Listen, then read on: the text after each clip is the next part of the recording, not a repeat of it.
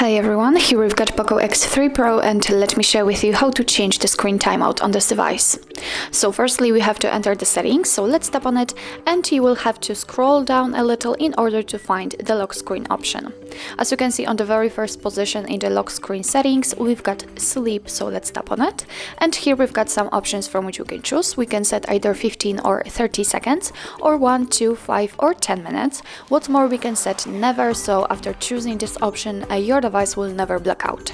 So right now we've got 30 seconds option applied, and you can say because this option is marked and it is highlighted in the blue light, let's say in the blue color, and all you have to do in order to change it is simply tap on the option you'd like to use. So I will pick for example 5 minutes, let's tap on it, and as you can see it is notified right here that from now on after 5 minutes of inactivity this device will black out.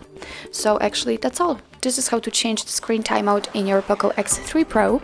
Thank you so much for watching. I hope that this video was helpful, and if it was, please hit the subscribe button and leave the thumbs up.